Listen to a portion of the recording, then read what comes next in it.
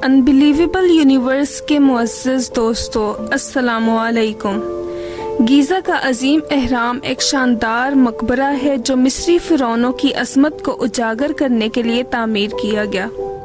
ऐसा लगता है इन पुरअसरार और अनोखे ढांचे जो नाकाबिले यकीन रियाज़ियाती दुरुस्तगी के साथ बनाए गए, इनमें कोई ऐसा फंक्शन था जो मुर्दों को दफन करने से बहुत दूर था। ये शानदार तामीर 2 मिलियन से ज़्यादा पत्थर के ब्लॉक्स के साथ की गई। हर एक विंग 3 से 30 टन तक का था। दरहकीकत सबसे ज़्यादा वज़न 50 टन हो सकता है। अजीम एहराम की बुनियाद 5,92,000 मुरब्बा फुट के रकबे पर मुहित है और इसके हर अतराफ का साइज तकरीबन 2,18,000 मुरब्बा फुट है। एहराम की बैरूनी तह 1,44,000 पॉलिश शुदा सांचे वाले पत्थरों पर मुश्तमिल है जो तकरीबन 8 फुट मोटे हैं और इनका वज़न 15 टन से कम नहीं।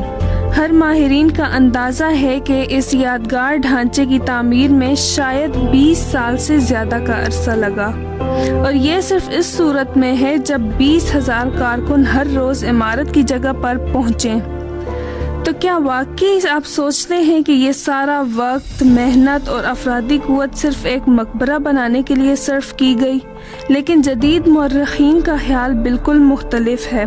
अब वो मानते हैं कि गीज़ा का अहराम पावर प्लांट के तौर पर काम करने के लिए बनाया गया था। और आप इस दकियानूसी तस्वुर को छोड़ दें कि कदीम तहजीबें हमसे कम तरक्की याफ्ता थीं। जो लोग यकीनी तौर पर ये जानते हैं कि निकोला टेस्ला और थॉमस एडिसन की बदौलत 19वीं सदी के आखिर में बिजली एक वसी पैमाने पर इस्तेमाल होने वाली शय में तब्दील हो गई, लेकिन बाद में 1934 में इराक में एक गैर मुतवक्के आसार कदीमा की दरियाफ्त ने साबित किया कि निकोला टेस्ला और थॉमस एडिसन इंसानों के लिए बिजली लाने वाले पहले इंसान नहीं थे।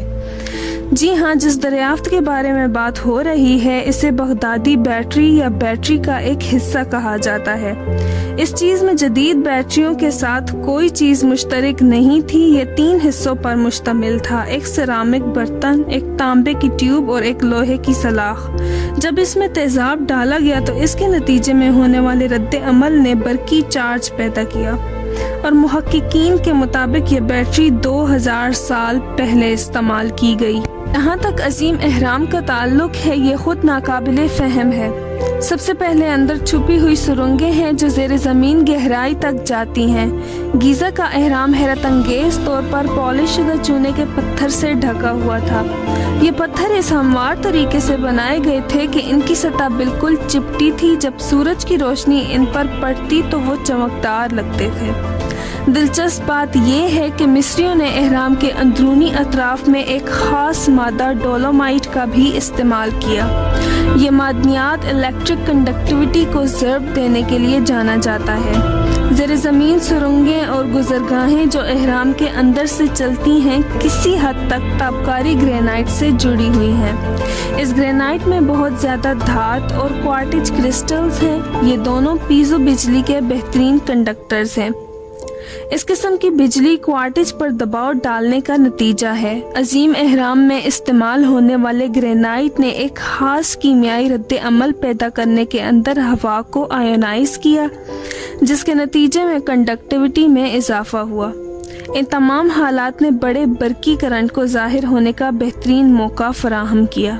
एहराम की तामीर और बड़े पत्थरों को एक साथ रखने के लिए कदीम मिस्रियों को इस मादे के निस्फ मिलियन टन से ज़्यादा ज़रूरत थी। जदीद टेक्नोलॉजी अब भी जिप्सम पर मबनी मोटर को दोबारा नहीं बना सकती जो एहराम की तामीर के दौरान इस्तेमाल किया गया। इस किस्म का जिप्सम बहुत ज़्यादा दबाव को बर्दाश्त करता है, लेकिन मोटर जो उन्हें एक साथ रखता है दर हकीकत खुद पिरामिड के ब्लॉक से ज़्यादा मजबूत है। हम इस सर्कोफेक्स के बारे में नहीं भूल सकते जो एहराम के अंदर बनाया गया। ये बहुत बड़ा ग्रेनाइट बॉक्स बुनियादी तौर पर फ़िरौनों के लिए वसी ताबूत थे। محققین کے خیال میں ان کا وزن 10 گنا زیادہ تھا۔ ایک سرگوفکس تو اتنا بھاری تھا کہ اسے تنگ داخلی راستوں اور سرنگوں تک لے جانا ناممکن تھا۔ اس کا مطلب یہ ہے کہ یہ باکس احرام کے اندرونی حصے میں بنائے گئے۔ حقیقت یہ ہے کہ ان کی سطح 1 انچ کے 10,000ویں حصے کے اندر تغیرات کے ساتھ بالکل چپٹی ہے۔ اس کے علاوہ یہ تابوت انسانوں کے لیے بہت ہی بڑے تھے، چاہے وہ عظیم اور طاقتور فرعون ہی کیوں نہ ہوں۔ 1993 میں عظیم اہرام کے نیچے ایک ناقابل رسائی خفیہ کمرے کا پردہ فاش ہوا۔ یہ کمرہ زیر زمین چھپا ہوا معلوم ہوتا تھا۔ اس کو 2011 میں ملکہ کے چیمبر کا نام دیا گیا۔ مزید ترقی یافتہ ٹیکنالوجیز کی بدولت ریموٹ کیمرے کی مدد سے کمرے کو تلاش کرنا ممکن ہوا۔ اس بند خفیہ چیمبر میں مضبوط تانبے کے تار تھے اور فرش پر تیار کردہ وائرنگ ڈائیگرام کے ساتھ کچھ مشابہ ہدایات بھی تھیں۔ تانبے کے ٹکڑوں کو بغیر کھڑکی کے سیل بند کمرے میں رکھنے کے نتیجے میں برقی مقناطیسی توانائی، گرینائٹ، چونا پتھر، ڈولومائٹ، کاپر اور وہ تمام مواد جو خاص طور پر بجلی چلانے میں کارآمد ہوتے ہیں، ان سب کی طاقتور ریلیز ہو سکتی ہے۔ لیکن یہ صرف محض اتفاق ہونا چاہیے۔ ہو سکتا ہے کہ جب وہ احرام بنا رہے ہوں ان کے پاس یہی سب مادہ موجود ہو۔ گریٹ اسفنکس، جو کہ ایک بہت بڑا مجسمہ ہے، یہ 4500 سال سے اہراموں کی حفاظت کر رہا ہے۔ یہ عظیم اہرام قدیم دنیا کے 7 عجائبات میں سے ایک ہے جو آج بھی کھڑا ہے۔